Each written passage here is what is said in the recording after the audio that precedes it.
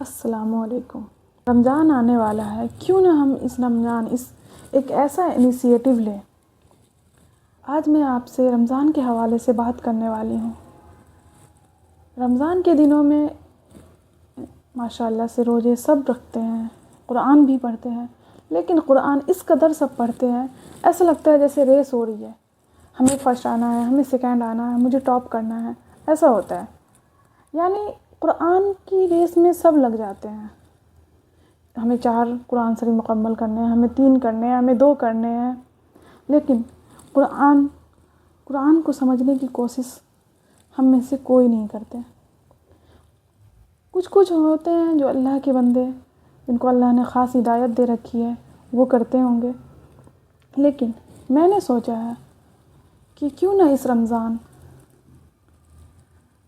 قرآن کو سمجھ کر پڑھیں۔ یعنی قرآن تو ہمارے لینگویج میں ہے نہیں، قرآن عربک لینگویج میں ہے، کیوں نہ قرآن کو اردو میں یا ہندی میں یا انگلش میں، کسی بھی لینگویج میں جو آپ کو آتی ہو، اس لینگویج میں پڑھنا شروع کریں،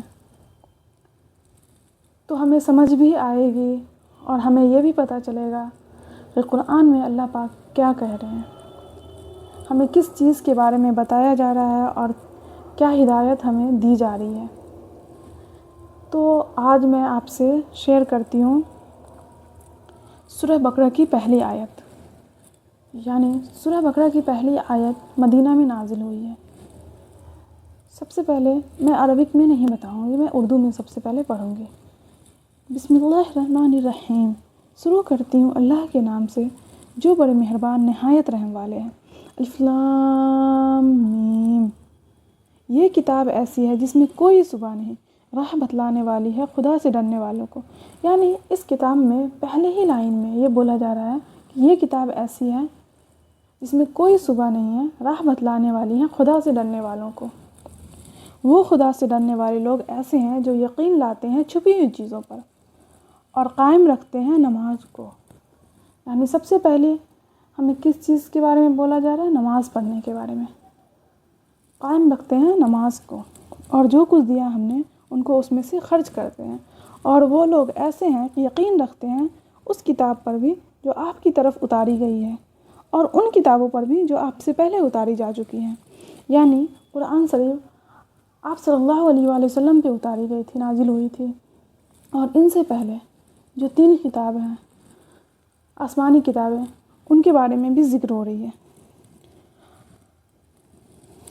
اور آخرت پر بھی وہ لوگ یقین رکھتے ہیں۔ بس یہ لوگ ہیں ٹھیک راہ پر جو ان کے پروردگار کی طرف سے ملی ہے، اور یہ بے شک جو لوگ کافر ہو چکے ہیں برابر ہیں ان کے حق میں، خواہ آپ ان کو ڈرائے یا نہ ڈرائے وہ ایمان نہ لاویں گے۔ یعنی جو لوگ کافر ہیں وہ ایمان نہ لائیں گے۔ دیا ہے اللہ تعالیٰ نے ان کے دلوں پر اور ان کے کانوں پر اور ان کی آنکھوں پر پردہ ہے اور ان کے لیے سزا بری ہے۔ تو میری آپ سب سے ریکویسٹ ہے کہ کیوں نہ دن میں ایک پیج، صرف ایک پیج یا ایک رکوع، ایک آیت ہی پڑھ لیں، جس کا مطلب ہمیں سمجھ میں آئے کہ اللہ پاک کیا کہہ رہے ہیں۔ یہ جو کتاب ہے نا قرآن شریف، یہ دنیا کی سب سے افضل کتاب ہے، یہ تو سب کو معلوم ہوگا۔ اور اس کو پڑھنے کی جس کو ہدایت مل گئی وہ سمجھے دنیا اور آخرت دونوں میں کامیاب ہو گیا۔ کہ آپ بھی پڑھیں اور اپنے گھر والوں کو پڑھ کر سنائیں کہ قرآن شریف میں اللہ پاک کیا کہہ رہے ہیں۔ صرف عربک میں ہی نہیں پڑھیں، اس کو سمجھنے کی کوشش کریں۔ دین بہت ہی آسان ہے، بہت آسان۔ السلام علیکم، جزاک اللہ خیر۔